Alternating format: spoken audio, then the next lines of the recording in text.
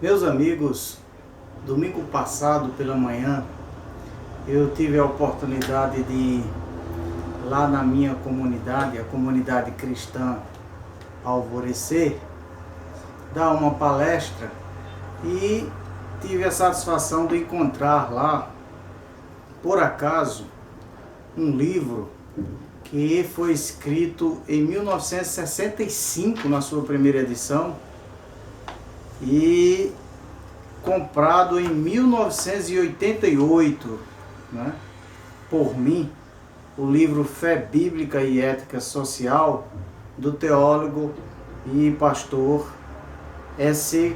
Gardner. Para mim foi uma surpresa, não tinha lembrança desse livro, mas fiquei imaginando o quanto é atual esse livro. Primeira edição de 1965, e eu fui folheando e me identificando, lembrando, e vi que estava datado aqui em 1988, não é?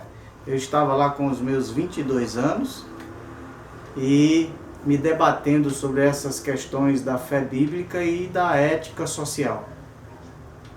Ao mesmo tempo, quase que perto desse livro estava o livro também do professor, teólogo, pastor Robson Cavalcante, já falecido, um livro que foi escrito na década de 90, A Utopia Possível, em busca de um cristianismo integral. Robson Cavalcante não viveu para ver o fascismo entrar por dentro de muitas igrejas. E quando eu trago à tona esses teólogos, essas pessoas importantes na formação de uma visão bíblica para as coisas que ocorrem na sociedade, é porque no Brasil, especialmente, nós estamos vivendo um período de extrema confusão, sobretudo o ambiente político, não é? Como muitos cristãos eles foram envolvidos numa onda de ódio, não é, de ignorância, de violência, muitas vezes justificando isso até com trechos, né, das escrituras sagradas. Veja o caso, por exemplo, dessa Operação Lava Jato, não é, desenvolvida e em sintonia com os grandes meios de comunicação para, sob o argumento de combater a corrupção, contra o que nós estamos também todos de acordo, não é? Mas sob o argumento de combater a corrupção, criminalizar um certo campo político e demonizar certas personalidades do mundo político. O caso mais expressivo é o caso do ex-presidente Lula. Tem pessoas aí no meio evangélico, líderes, que eles não passam um dia sem vir para as redes sociais, não é? Para achincalhar, para oprimir com mensagens, não é? E para demonizar ainda mais o ex-presidente Lula. Vejam, e essa questão da Vaza Jato, que são as reportagens do The Intercept, que estão sendo reveladas agora, mostrando o subterrâneo dessas investigações, de muitos dos seus processos, as intenções ideológicas, políticas, o partidarismo, os crimes cometidos, as ilegalidades, né? Ela está desnudando toda essa hipocrisia nacional e fazendo parte da população brasileira enxergar aquilo que estava oculto, não é? E é possível nós, já diante do que foi divulgado, nós afirmarmos, não é, que realmente não foi feita justiça, que muitas pessoas, o ex-presidente Lula à frente, não tiveram um julgamento justo e imparcial. E que esses agentes da justiça, que falavam em nome do Estado, que falavam em nome da justiça, eles cometeram crimes e ilegalidades. Mais do que isso, fizeram dessa atividade uma fonte de lucro. Não está de acordo, de maneira nenhuma, com qualquer preceito bíblico, nem os processos, como estão sendo revelados agora que foram, nem as suas repercussões políticas e sociais.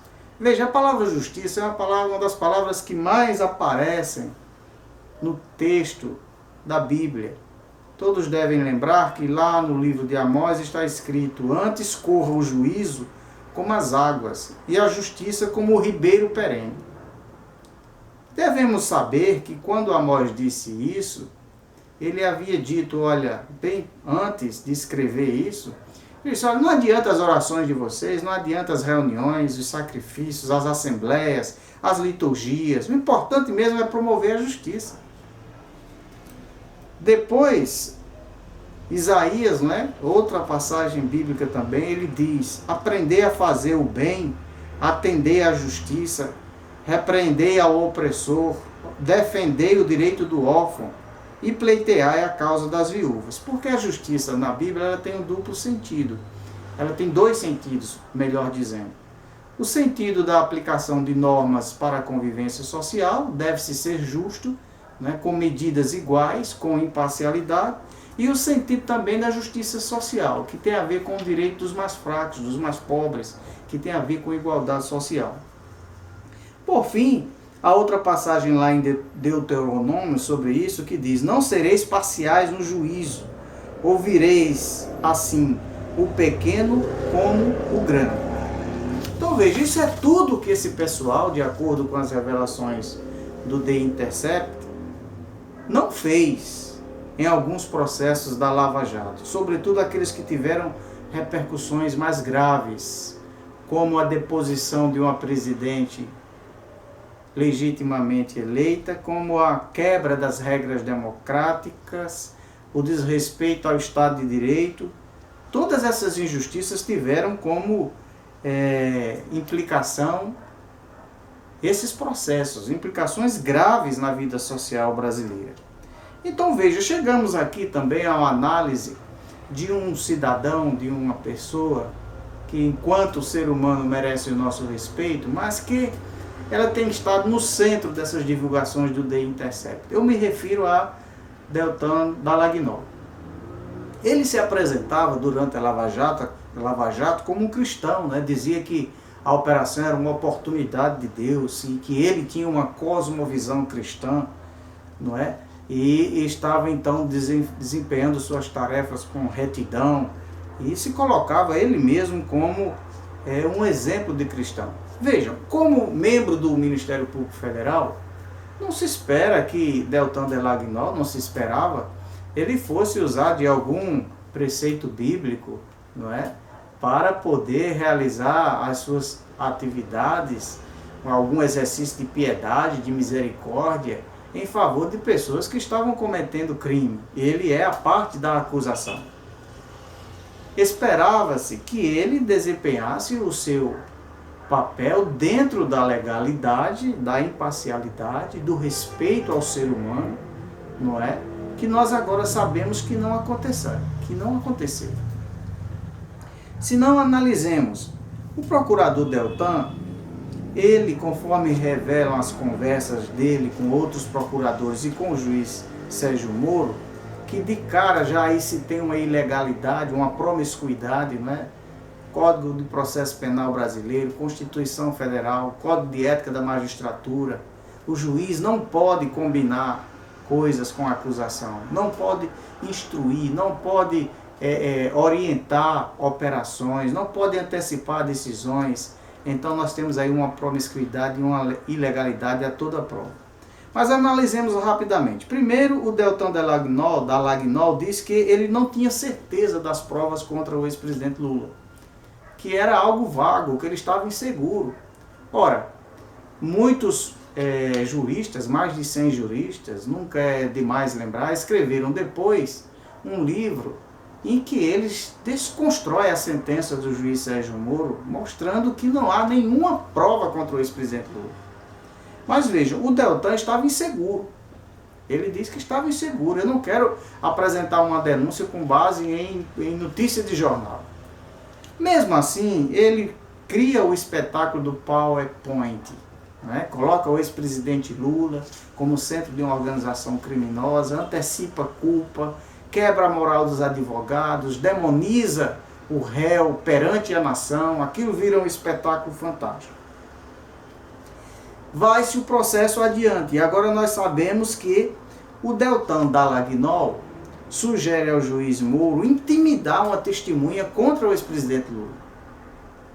ele, não é, chega a sugerir que se abra um processo através de notícia anônima, né, sem identificação, para que a testemunha venha depor contra Lula. Depois, já o ex-presidente Lula preso, o Deltan Dallagnol vibrou com a proibição do ministro Fux de que Lula desse entrevista na prisão. Veja, não bastasse tudo, Lula não poderia falar. Não tem opressão maior do que essa. Nós temos uma situação de alguém já condenado, ainda que injustamente, agora sabemos, mas agora Deltan está, não é, vibrando porque ele não pode falar, não pode se expressar.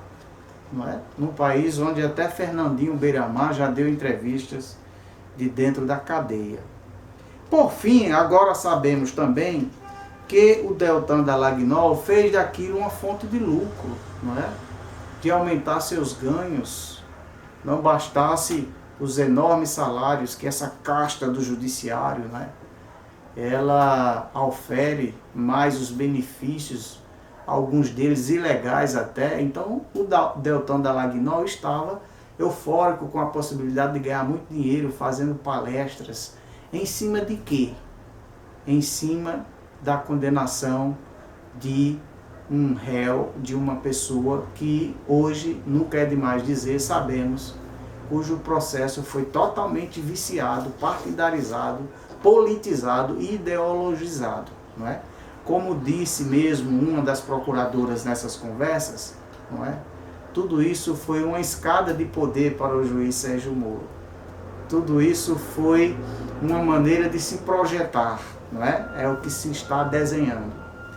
E aí nós temos que nos questionar em que medida havia, da parte do Deltan Dallagnol, alguma ética cristã, em que medida havia alguma cosmovisão cristã. Temos que ler novamente tanto a Bíblia quanto as orientações de livros assim, antigos, mas bastante atuais, antes que sejamos totalmente capturados por esse pensamento neofascista que está tomando conta da sociedade brasileira e se filtrando na religiosidade cristã. Um abraço a todos.